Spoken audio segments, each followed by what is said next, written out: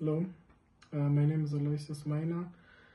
I'm a student of theology at the John Paul II Catholic University of Lublin, and I wanted to share an experience I had on regarding the way of the cross, but particularly on the extreme way of the cross. The extreme way of the cross is, as I understand it, a Polish tradition where young people or people of all ages take it upon themselves to pray the way of the cross, but through an overnight journey. So there are specific churches selected in a particular town that will serve as stations of the cross, and the idea is to walk from church to church throughout the whole night, and in that way to experience a little bit of what Christ experienced during the last night, you could say, before his passion.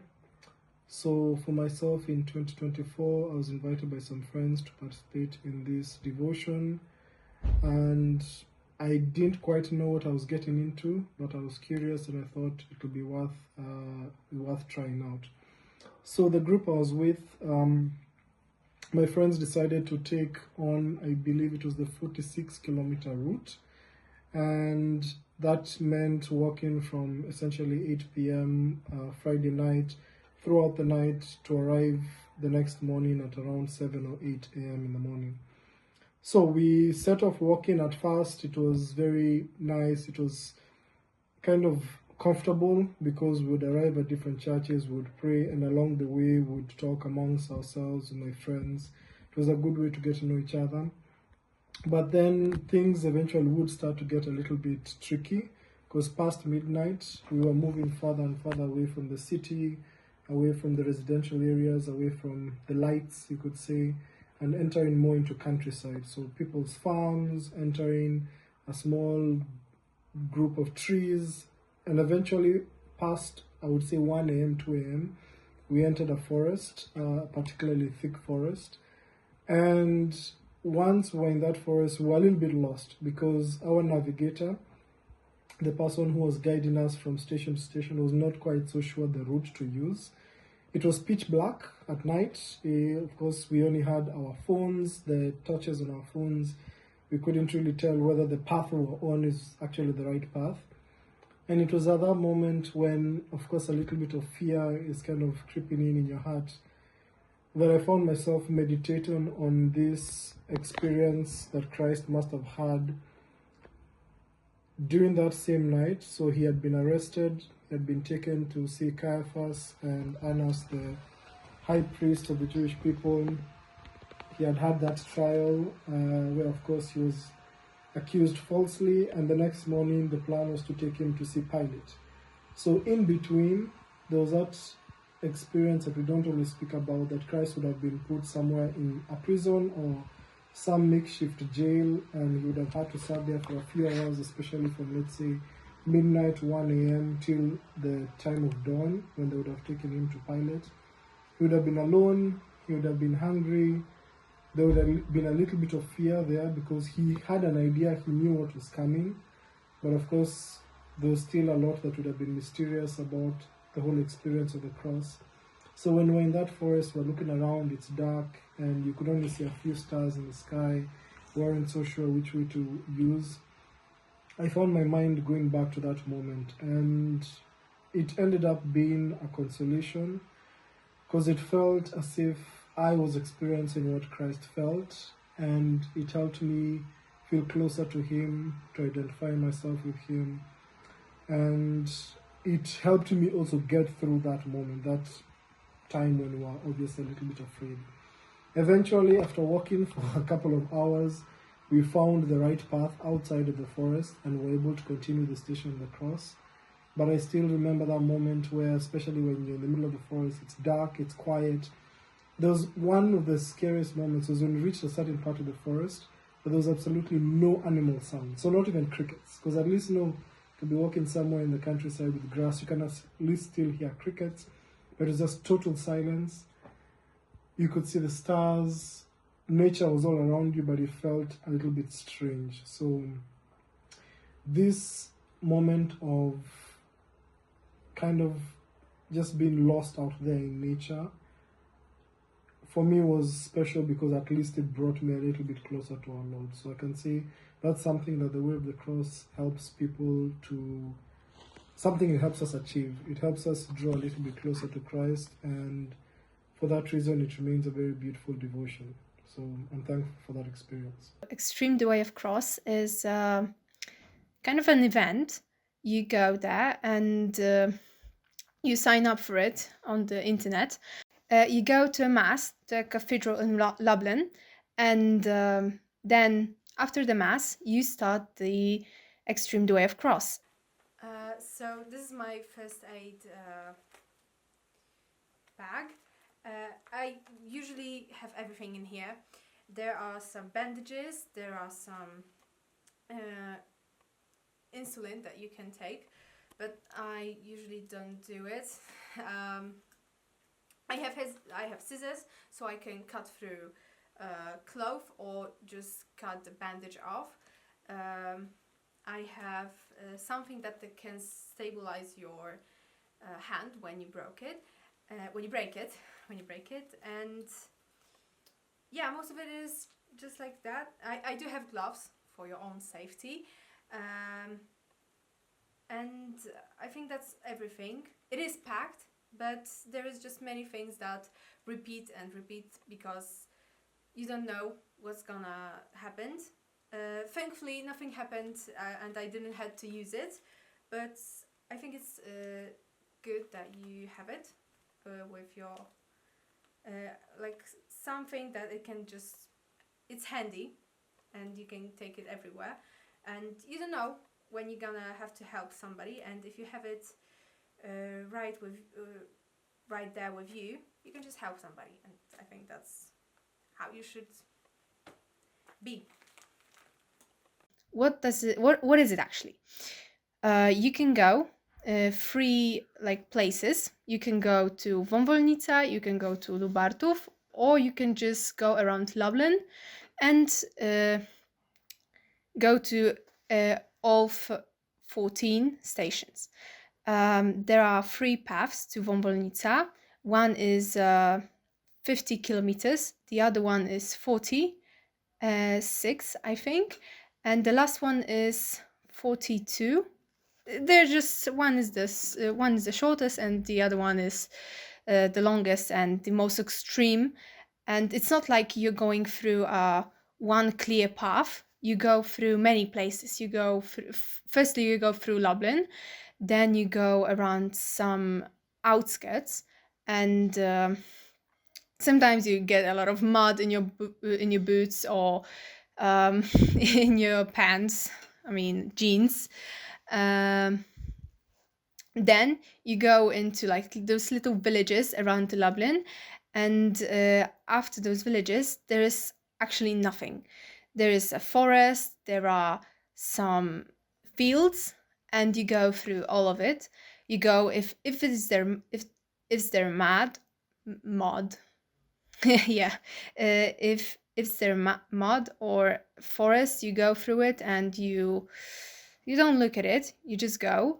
The theme of this year's Extreme the Way of Cross was the journey inside of you, and it told you how to reborn yourself, because we go for the Extreme the Way of Cross not to go through all of the kilometers and test our strength of our body, but to test the strength of our mind and of our spirit. And we go there to become a new person. So in all of the other day of Lent, we became the best version of ourselves, or we reborn ourselves and get to be a whole new person, and be prepared for the crisis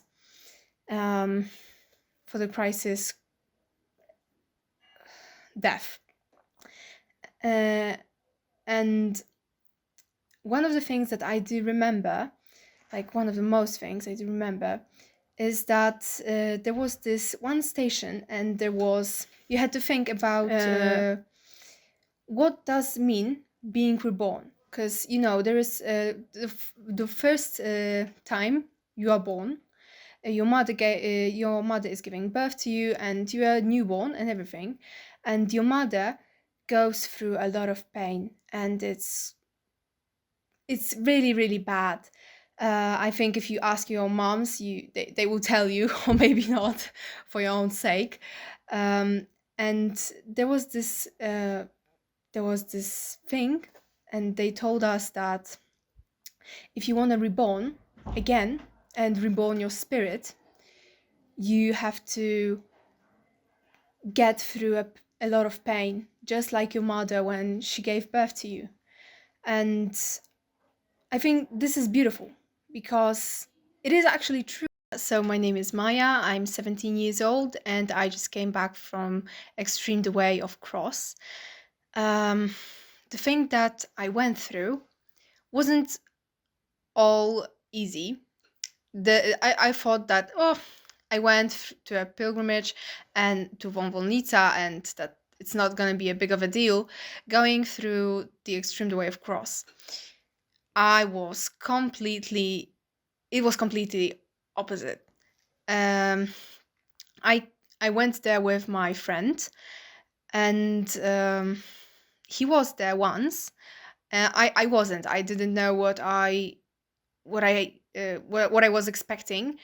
I didn't know what I will go through. Mm, but it was a bit emotional, and I did suffer a bit physical.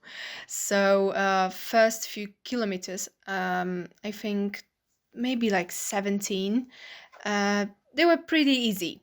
We went through some cities, like villages, not cities, but we went through Lublin, some villages, and then we went through just fields.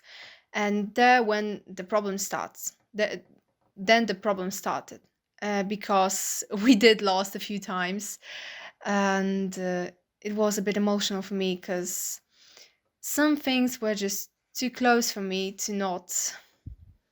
uh, to not just burst out. And at some point I was just annoyed about everything, and I thought, my gosh, it's cold, I'm hungry, but I don't want to eat because I I just don't want to stop. I just want to go and not stop at all. I just want to get through this this hurtful feeling, this struggle, and I don't want to stop because then I thought that I'm gonna be I'm gonna be weak. And my friend did encourage me to stop and get a break, but I wasn't happy with that. And I was pretty angry that we had to stop and take a few breaths.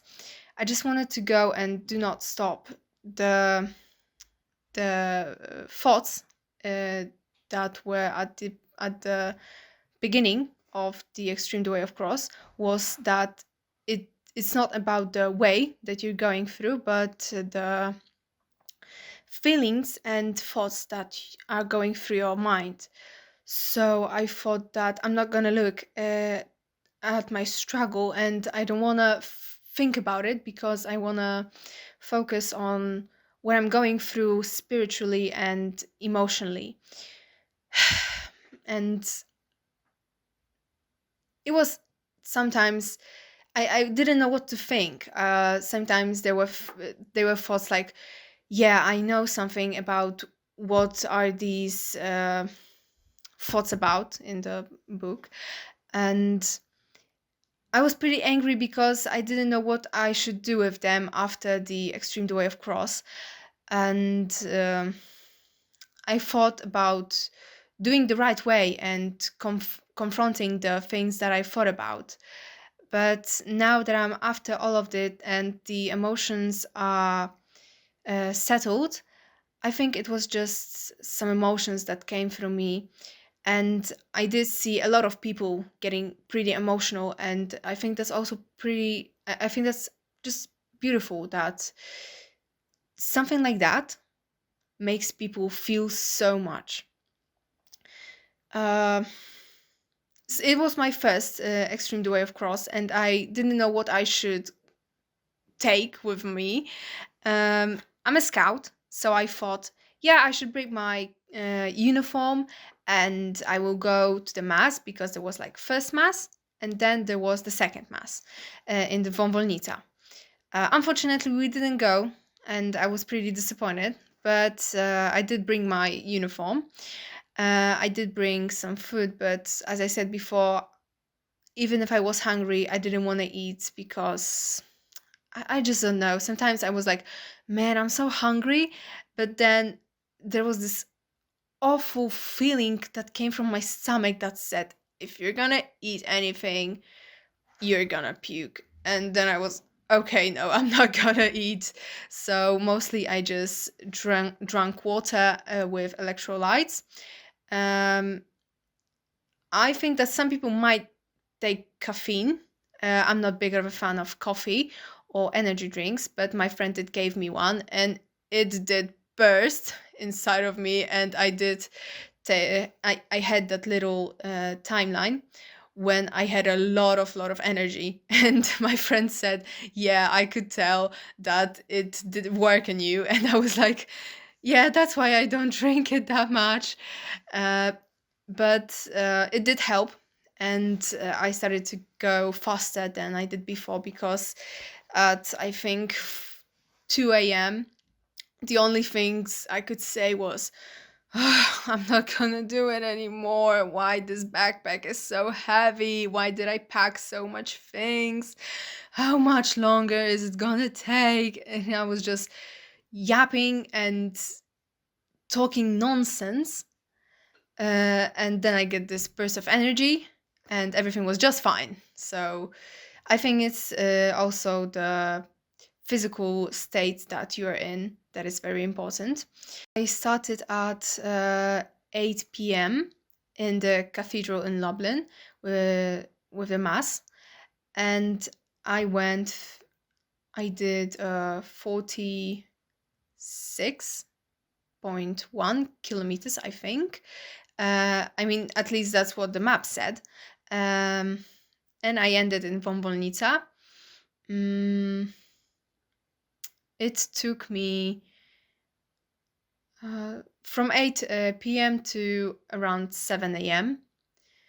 There was a lot of paths. There was mud. There were hills. There was a lot of ponds and mud that went all over everything. There were forests with sticks that, when you step on them, they went back at you and attacked you at 3 a.m. It's pretty scary. There were also cities, and when you saw a path that is made with concrete, you were like, "Oh my God, thank you, God, that my miserable, hurtful feeling, my miserable time is over, and I can go on a normal path." So when you saw some concrete, you were saved, definitely. There were a lot of people through the paths, through the journey. There were some women from their their their local church, and they gave you sandwiches or a hot drink. One of them even have borscht, which is pretty nice. I did like it though. Um, there were some people that just came out of their houses and gave you water or hot drinks, which which does tell you how much empathy there is in some people, and how much humanity there is in them. And that and then when I just saw those kind of people, I thought, wow, I love how some people are just doing they can do anything, and does not expect anything back. And that was pretty beautiful for me. On each station, they were we at the beginning of the extreme the way of cross, we were given little books with reflections on each station. And me and my friend thought that we are not gonna sit, because some people did sit, or they were staying on the stations and they were reading the reflections. But me and my friend decided that we're gonna just do a prayer at the station, and while going through one station to another, we are gonna read the reflections and just reflect from the time we ended the reading to the next station. Or we're gonna talk about it, because there were a lot of things to talk about, like one that was telling you that the future does depend on you, but you have to confirm it with God, and you have to believe that his plan is also good, and you have to believe in him. There was this one